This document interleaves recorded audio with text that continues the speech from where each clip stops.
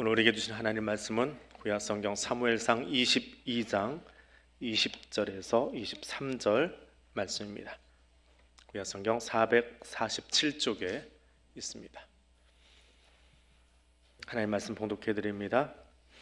아히두베의 아들 아히멜렉의 아들 중 하나가 피하였으니 그의 이름은 아비아달이라. 그가 도망하여 다윗에게로 가서 사울이 여호와의 제사장들 죽인 일을 다윗에게 알리매 다윗이 아비아달에게 이르되 그날에 에돔 사람 도액이 거기 있기로 그가 반드시 사울에게 말할 줄 내가 알았노라. 내 아버지 집에 모든 사람 죽은 것이 나의 탓이로다. 두려워하지 말고 내게 있으라. 내 생명을 찾는 자가 내 생명도 찾는 자니 내가 나와 함께 있으면 안전하리라 하니라. 아멘. 우리 새벽에 계속해서 사무엘서의 말씀을 보고 있는데 오늘 이 대목을 몇 번을 좀 보았습니다. 마음속에 좀 걸리는 것들이 있어서 이게 뭔가 라고 묵상을 하다가 함께 말씀을 나눕니다. 미국에서 원수 계급, 별 5개를 단 사람이 5손가락에 꼽습니다. 2차 대전 중에 필요에 의해서 만들어진 계급이고 지금은 존재하지 않습니다. 그 원수 계급까지 올라간 사람 중에 메가더, 우리가 잘 아는 메가더 장군이 육군사관학교 교장으로 있었을 때의 일이라고 합니다. 하루는 국방위원들이, 그러니까 국회의원들 중에 이제 국방위 소속 의원들이 시찰을 나왔습니다. 메가더는 각종 보고를 다 마치고 나서 의원들을 자기 방으로 안내했습니다. 그 방 안에는, 교장실에는 아무것도 없고 그래서 야전용 침대 하나만 놓여 있었다고 합니다. 군에 다녀오신 분들은 그 침대 아실 거예요. 그냥 쇠 막대기에다가 천만 씌워 놓은 급하게 열고 닫을 수 있는 그런 침대만 놓여 있었습니다. 자, 여기가 제가 생활하는 방입니다. 이곳에서 일주일을 보내고 주일에만 집에 갑니다. 메가더는 내심 내가 얼마나 고생하면서 지금 이 일을 하고 있는가라고 하는 것을 힘을 주어서 이야기했습니다. 시찰이 끝나고 보고가 끝나고 이제 만찬이 베풀어졌습니다. 금접시에다가 국회의원들 오셨으니까 잘 담아가지고 식사를 베풀었습니다. 식사가 끝나고 모두 다 돌아간 뒤에 이제 뒷정리를 하는데 보니까 금접시 하나가 없어진 겁니다. 메가더는 기껏 열심히 해서 대접했는데 금접시가 없어졌다 싶으니까 괘씸한 생각이 들어서 이제 범인을 잡으려고 마음을 먹었습니다. 제일 의심 가는 건 방금 밥 먹었던 그 국방위원들이지요. 그래서 국방위원들을 의심하고 그 사람들에게 편지를 한 통씩 다 썼답니다. 지금처럼 핸드폰이 있는 시기 아니었으니까. 근데 며칠 뒤에 한 의원이 편지를, 답장을 보내왔습니다. 그 편지는 이렇게 써 있었다고 합니다. 만일 장군님께서 그날 밤에 야전용 침대에서 주무셨다면 벌써 금접시를 찾으셨을 겁니다. 제가 모포 밑에 접시를 넣어두었거든요. 메가더의 거짓말은 망신을 사는 것으로 끝났다고 합니다. 근데 오늘 성경의 거짓말은 좀 다릅니다. 그 결과가 너무 참혹했기 때문에 그렇습니다. 또 이 대목을 이해하기는 조금 난해한 부분도 없지 않아 있습니다. 이 본문은 짧게는 22장에서 더 크게는 다윗이 사울에게 쫓기기 시작했던 때부터 시작하는 이야기입니다. 자, 사무엘상 22장에서 다윗은 노베 제사장 아히멜렉을 찾아갑니다. 이 다윗의 등장에 아히멜렉이 떨었다라고 적고 있습니다. 자, 다윗은 그 아히멜렉 제사장에게 왕의 은밀한 일을 행하기 위해서 내가 여기 와 있노라 라고 말하면서 자기와 함께한 소년들과 먹을 수 있도록 음식을 좀 내어 달라고, 그리고 제사장이 보관하고 있던 그 골리앗의 칼을 달라고 요청하고는 그 조를 받아서 자리를 떴습니다. 그런데 그곳에 사울의 목자장, 다른 성경 본문에서는 나귀 치는 관리라고 되어 있습니다. 이 목자장 도액이 있었다라고 적고 있습니다.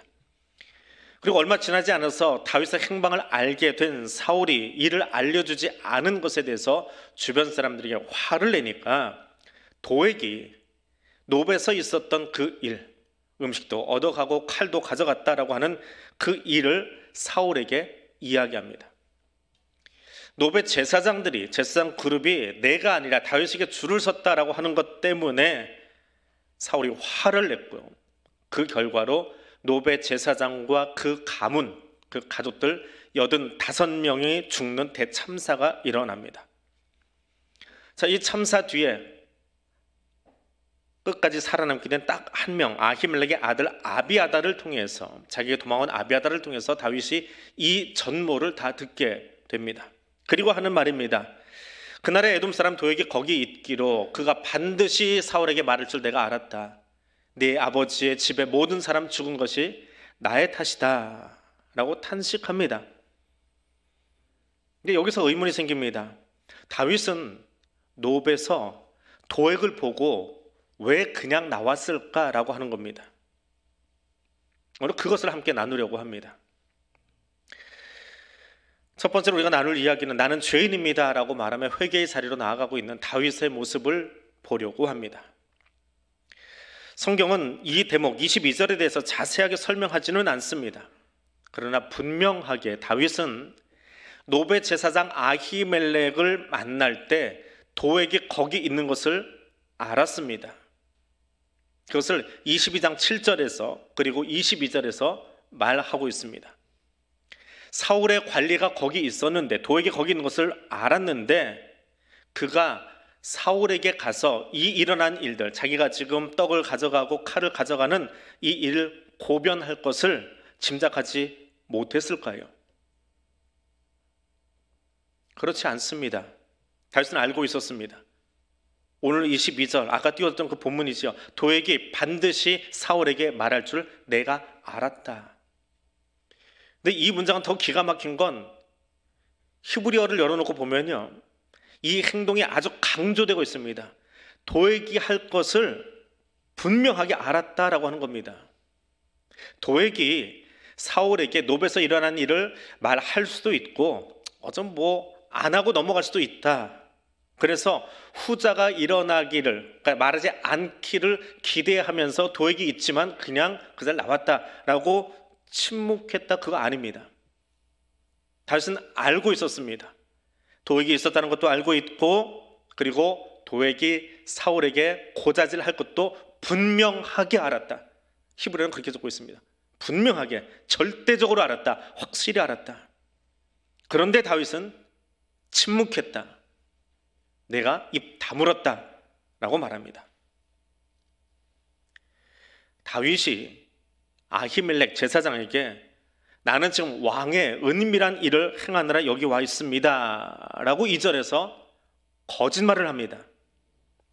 거짓말을 하는 와중에 어떤 이유에서인지 사울의 관리인 도액이 노베에 와 있었습니다.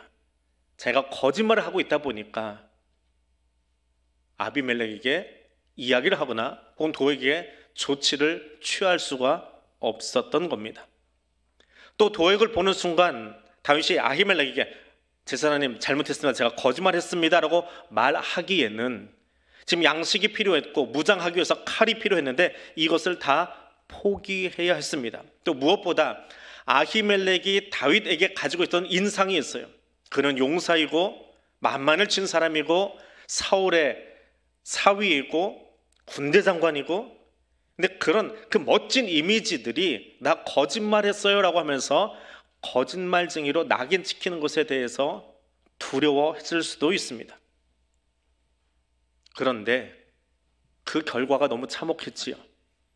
다윗이 예측했던 것처럼, 아니 확신했던 것처럼 도액이 사울에게 고자질했고, 아히멜렉만이 아니라 높 땅에서 제 업무를 수행하고 있던 엉뚱한 사람들까지 85명의 제사장 가족이 학살당하는 일이 벌어집니다.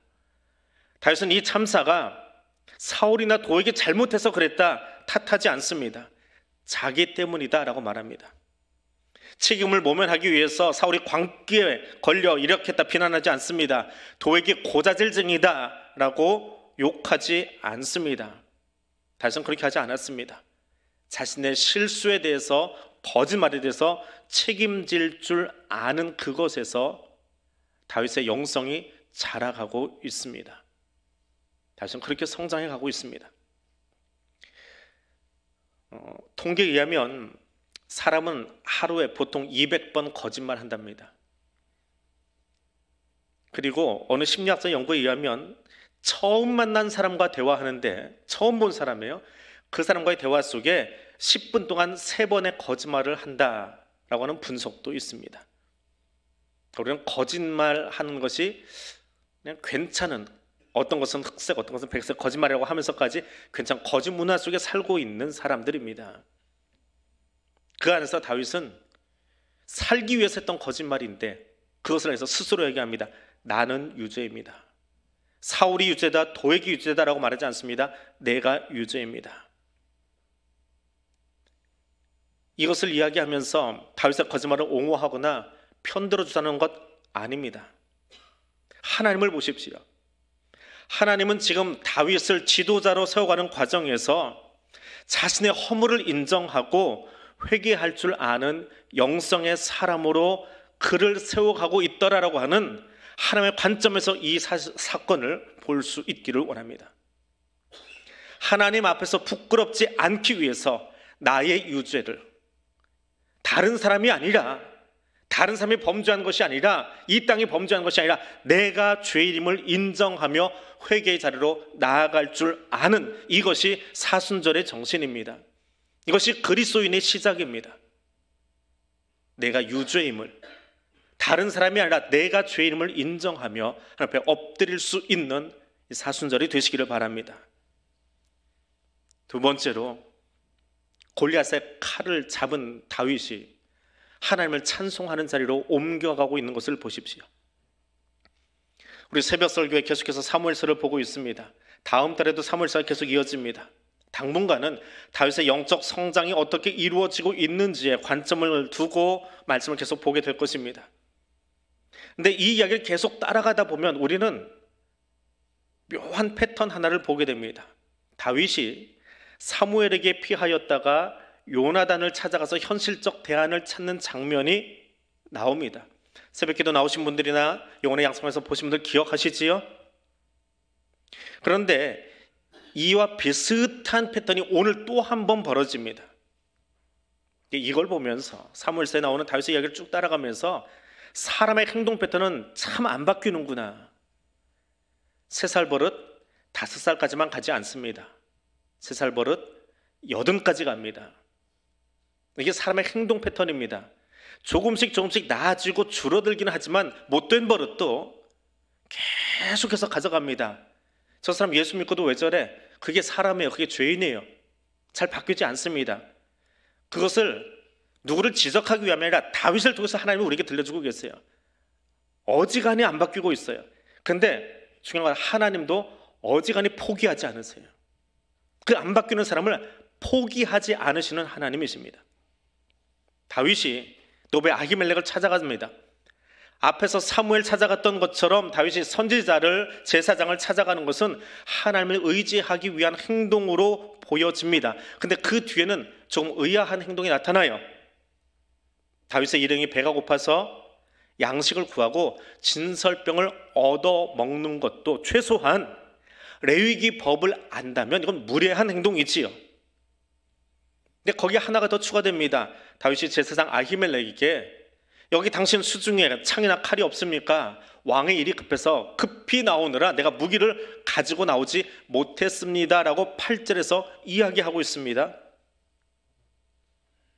목사님 저 사업 좀 해야 되겠는데 사업 자금이 좀 없어요. 목사님 저한테 돈 좀 빌려주세요. 말하는 꼴입니다. 제사장에 가서 칼 대놓으라고 이야기하고 있습니다. 어찌 보면 인간적인 생각으로 따져보면 그럴 수 있지요. 오죽하면 그런 말 하겠습니까?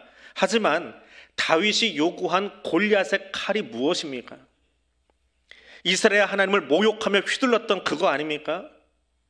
그 모욕적인 언사 때문에 다윗이 물맷돌 던져서 그를 쓰러뜨리고 그를 목베었던 칼, 그거 아닙니까? 그런데 지금 그 칼로 자기를 무장하고 자기를 보호하겠노라고 제사장 아히멜렉에 거짓말까지 해가며 보호장구를 챙기고 있는 그 아이러니한 장면이 21장입니다.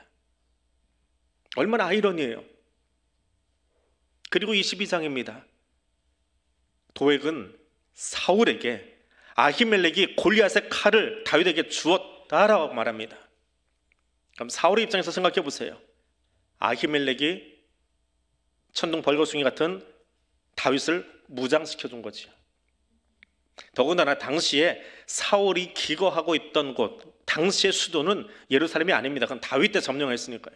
기브아라고 하는 도시에서 왕으로서 통치하고 있는데, 이 기브아라고 하는 곳과 다윗이 칼을 얻어찬 노브는요, 지근거리예요. 너무 가깝습니다.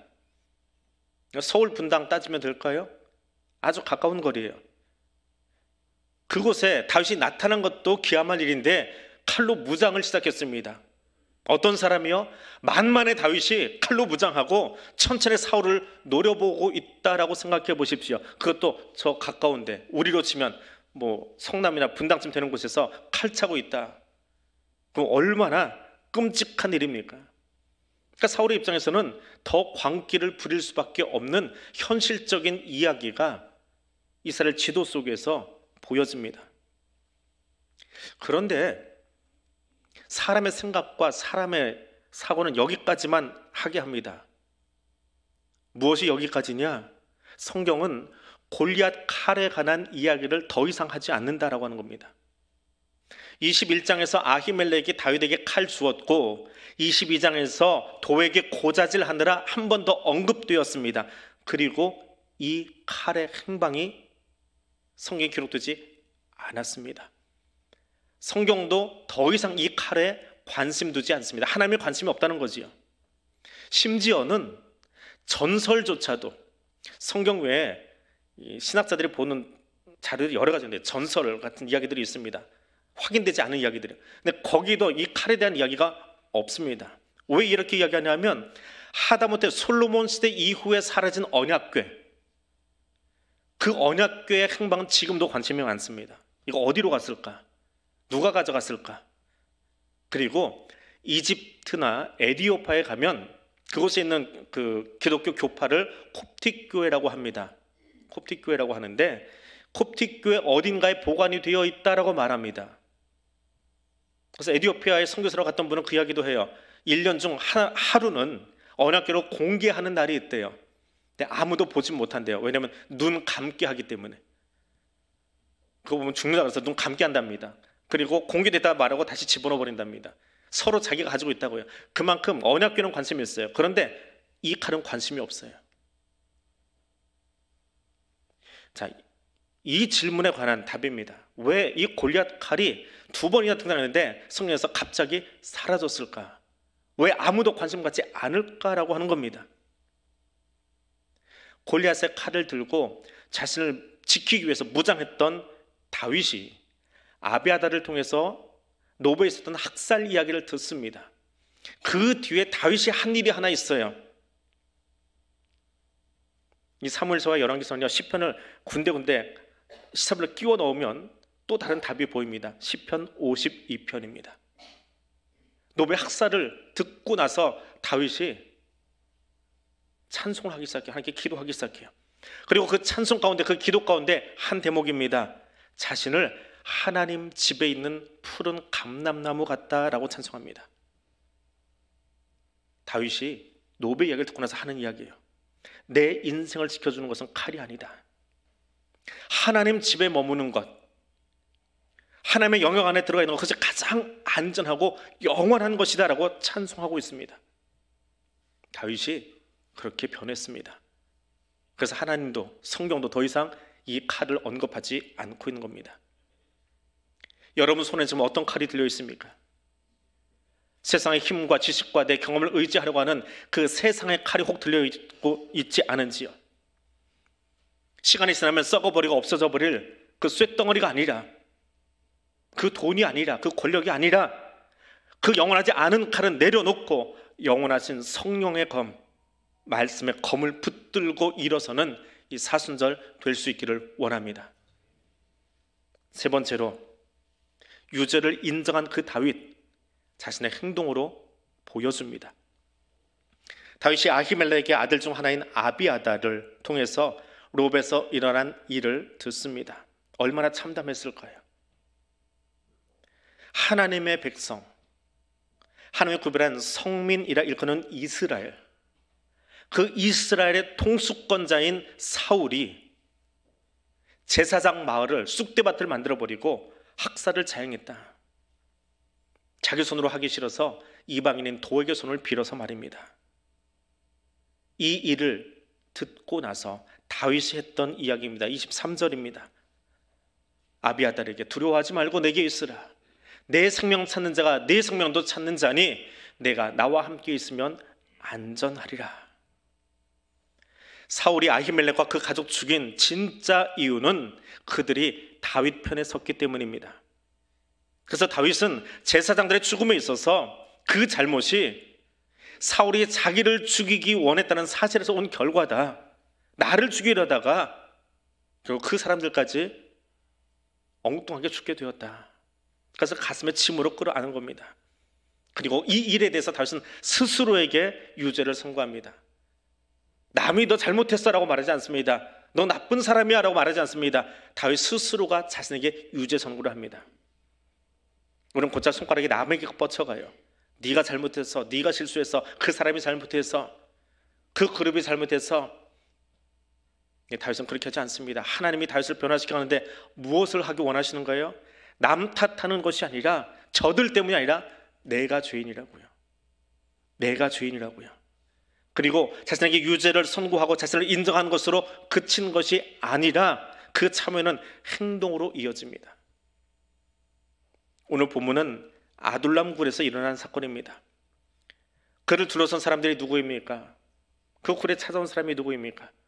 환난당한 자, 빚진 자, 원통한 자. 그리고 하나 더 찾아오는데 힘을 가지고 있는 사람이 아니라 몰락한 제사장 가문의 아비아달까지 찾아옵니다. 생각해 보세요. 다윗 자기 코가 석자입니다. 도망다니기 바쁩니다.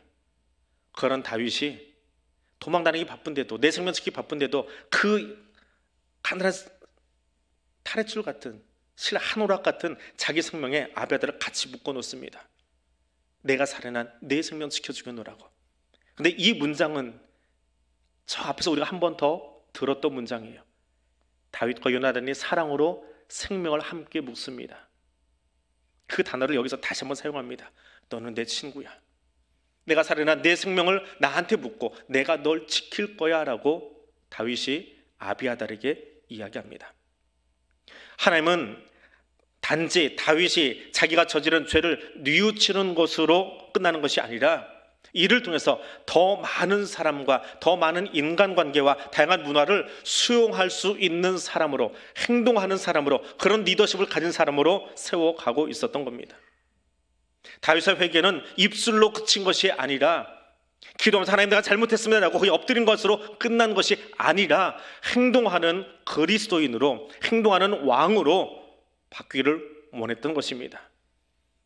다윗이 왕으로서 통치한 것은 단지 자기 관리만 잘하는 것이 아니라 그렇게 다듬어진 자기 모습을 가지고 섬기는 능력을 갖추어가는 것임을 오늘 본문을 통해서 우리에게 들려주고 있습니다. 이제 말씀을 맺으려고 합니다. 다윗이 유죄 인정한 뒤에 벌어진 이야기들을 우리는 지금 묵상하고 있습니다. 그리고 그 뒤에 우리는 더 두려운 말씀을 접하게 됩니다. 다윗이 품은 아비아달에 관한 이야기입니다. 그는 다윗의 친구가 되었습니다. 다윗 왕조를 세우는데 크게 일조했습니다. 저 뒤에 가면 하나님의 언약궤를 옮기는 사람 목록이 등장하는데 그 목록 제일 앞에 이름을 올릴 정도로 열심이었던 사람입니다. 그러나 솔로몬이 왕이 됨에 있어서 하나님의 계획은 솔로몬에 있지만 이 아비아달은 하나님의 계획보다, 제사장입니다. 하나님의 계획보다 자기의 생각에 빠져 다른 편에 서게 됩니다. 그래서 결국 솔로몬 때에 제사장직에서 쫓겨나 버립니다. 네, 이 일이요 150년 전, 이 역사로부터 150년 전 엘리 제사장에게 주어졌던 예언이 엘리 가문의 마지막 자손 아비아달이 제사장직에서 쫓겨남으로 완성되었다는 사실입니다. 하나님이 엘리의 가문을 치시면서 이제 너의 가문을 끊어내고 더 이상 제사장직을 감당하지 못하게 하겠다라고 했던 그 말씀이 땅에 떨어지지 않고 150년을 지나간 뒤에 아비아달을 끝으로 제사장 직이 엘리 가문이 아니라 사독 가문으로 넘어가게 되는 일을 우리는 사무엘서에서 만나게 됩니다. 하나님 말씀이 두렵지 않습니까? 반드시 이룬다라고 하는 그 하나님의 약속이 때로는 은혜이지만 때로는 우리에게 얼마나 두려움과 경외감을 주게 하는 말씀인지요. 죄인인 나를 하나님은 왕 같은 제사장으로 세워주셨습니다. 오늘 이 시대를 향하여 왕의 품위도 있지만 제사장으로서 그 직무를 감당하라고 부르셨습니다. 그래서 지금 우리는 예배자로 지금 이 자리에 앉아 있습니다. 얼마나 영광스러운 직분입니까? 죄인에게 주신 얼마나 아름다운 직분입니까? 그러나 더불어 그 직분은 얼마나 두려운 자리입니까? 내가 거룩하니 너도 거룩하라 하신 말씀 기억한다면 이 시간 우리가 하나님 앞에 서 있는 이 자리가 얼마나 두렵고 떨리는 자리인지를 기억해야만 합니다.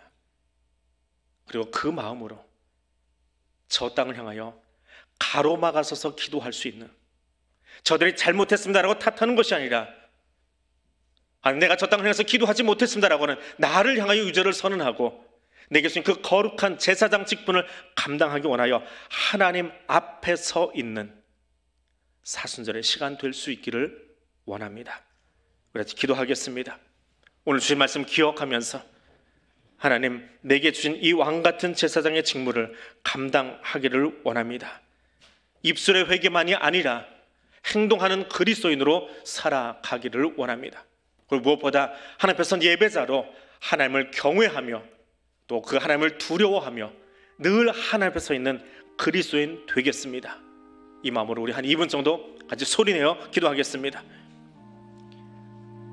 거룩하신 하나님, 내가 거룩하니 너도 거룩하라 라고 말씀하시며 죄인인 나를 불러 오늘 이 땅의 왕같은 제사장으로 삼아주심을 감사합니다. 죄인인 내게 왕의 직무를 맡겨주시고 제사장의 직무를 맡겨주심이 얼마나 영광스러운 자리인지요, 더불어 하나님 그 자리가 얼마나 두렵고 떨리는 자리인지요, 우리는 누군가를 탓하기 위하여 판관의 자리에 서 있는 것이 아니라 범죄한 저 땅을 가로막아서서 하나님의 진노가 임하지 않도록 기도해야 되는 제사장들인데 오늘 나의 입술은, 오늘 우리의 기도는, 오늘 교회 기도는 어디에 가 있는지요. 주님, 그 앞에서 내가 회개합니다. 그리고 입술의 회개만이 아니라 다윗을 그렇게 바꾸어 가시듯 섬기며 행동하는 그리스도인 될 수 있기를 원합니다.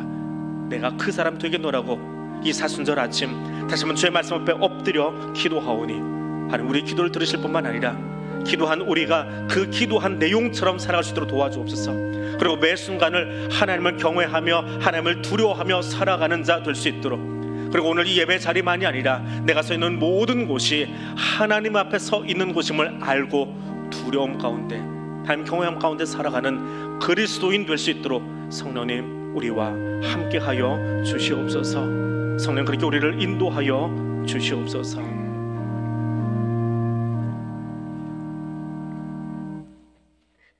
거룩하신 하나님, 내가 거룩하니 너도 거룩하라 하신 말씀을 듣습니다.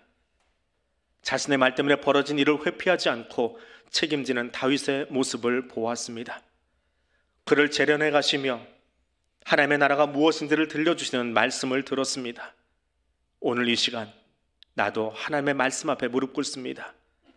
거룩함을 위해서, 거룩한 백성으로 살아가기 위해서, 오늘 이 시대를 향한 왕같은 제사장으로 살아가기 위해서 나의 자리를 구별하겠습니다. 내 입술을 구별하겠습니다. 하나님을 경외하는 마음과 자세가 흐트러지지 않도록 성령님 나를 이끌어 주시옵소서. 예수님 이름으로 기도드립니다. 아멘.